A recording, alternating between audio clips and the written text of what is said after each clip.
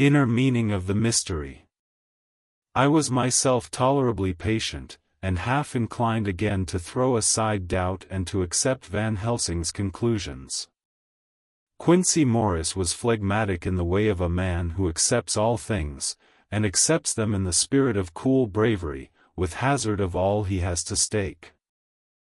Not being able to smoke, he cut himself a good-sized plug of tobacco and began to chew.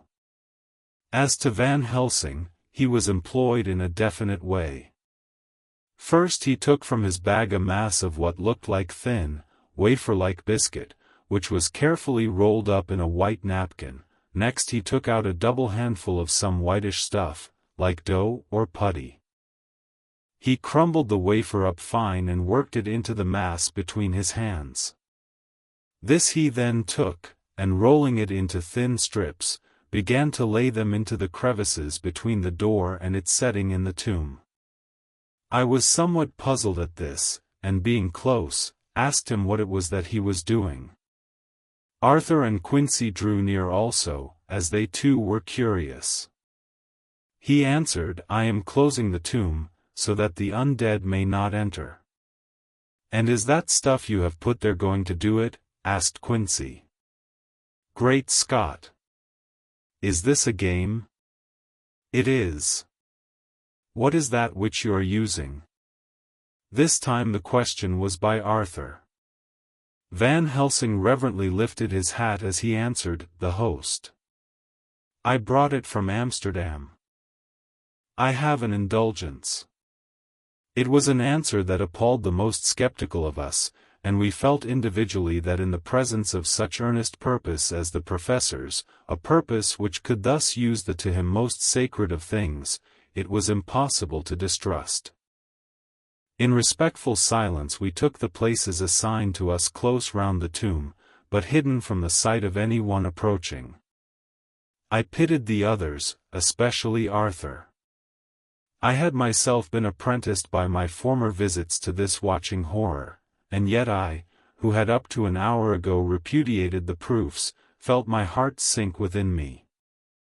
Never did tombs look so ghastly white, never did cypress, or yew, or juniper so seem the embodiment of funereal gloom, never did tree or grass wave or rustle so ominously, never did bough creak so mysteriously, and never did the faraway howling of dogs send such a woeful presage through the night. There was a long spell of silence, a big, aching void, and then from the professor a keen SSSS.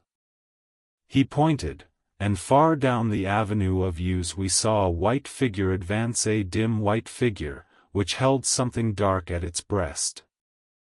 The figure stopped, and at the moment a ray of moonlight fell upon the masses of driving clouds and showed in startling prominence a dark-haired woman, dressed in the cerements of the grave. We could not see the face, for it was bent down over what we saw to be a fair-haired child. There was a pause and a sharp little cry, such as a child gives in sleep, or a dog as it lies before the fire and dreams. We were starting forward, but the professor's warning hand, seen by us as he stood behind a yew tree, kept us back, and then as we looked the white figure moved forwards again. It was now near enough for us to see clearly, and the moonlight still held. My own heart grew cold as ice, and I could hear the gasp of Arthur, as we recognized the features of Lucy Westenra. Lucy Westenra, but yet how changed! The sweetness was turned to adamantine, heartless cruelty, and the purity to voluptuous wantonness. Van Helsing stepped out, and, obedient to his gesture, we all advanced too, the four of us ranged in a line before the door of the tomb. Van Helsing raised his lantern and drew the slide. By the concentrated light that fell on Lucy's face we could see that the lips were crimson with fresh blood, and that the stream had trickled over her chin and stained the purity of her lawn death robe. We shuddered with horror. I could see by the tremulous light that even Van Helsing's iron nerve had failed. Arthur was next to me, and if I had not seized his arm and held him up, he would have fallen. When Lucy, I call the thing that was before us Lucy because it bore her shape, saw us, she drew back with an angry snarl, such as a cat gives when taken unawares, then her eyes ranged over us. Lucy's eyes in form and color, but Lucy's eyes unclean and full of hell-fire, instead of the pure, gentle orbs we knew. At that moment the remnant of my love passed into hate and loathing. Had she then to be killed, I could have done it with savage delight. As she looked, her eyes blazed with unholy light, and the face became wreathed with a voluptuous smile. Oh, God, how it made me shudder to see it! With a careless motion, she flung to the ground, callous as a devil, the child that up to now she had clutched strenuously to her breast, growling over it as a dog growls over a bone. The child gave a sharp cry, and lay there moaning. There was a cold-bloodedness in the act which wrung a groan from Arthur. When she advanced to him with outstretched arms and a wanton smile, he fell back and hid his face in his hands. She still advanced, however, and with a languorous, voluptuous grace, said, "Come to me, Arthur. Leave these others and come to me. My arms are hungry for you. Come, and we can rest together. Come, my husband, come." There was something diabolically sweet in her tone, something of the tingling of glass when struck which rang through the brains even of us who heard the words addressed to another. As for Arthur, he seemed under a spell. Moving his hands from his face, he opened wide his arms. She was leaping for them, when Van Helsing sprang forward and held between them his little golden crucifix. She recoiled from it, and, with a suddenly distorted face, full of rage, dashed past him as if to enter the tomb. When within a foot or two of the door, however, she stopped, as if arrested by some irresistible force. Then she turned, and her face was shown in the clear burst of moonlight and by the lamp, which had now no quiver from Van Helsing's iron nerves. Never did I see such baffled malice on a face, and never, I trust, shall such ever be seen again by mortal eyes. The beautiful color became livid, the eyes seemed to throw out sparks of hell-fire, the brows were wrinkled as though the folds of the flesh were the coils of Medusa's snakes, and the lovely, blood-stained mouth grew to an open square, as in the passion masks of the Greeks and Japanese. If ever a face meant death, if looks could kill, we saw it at that moment.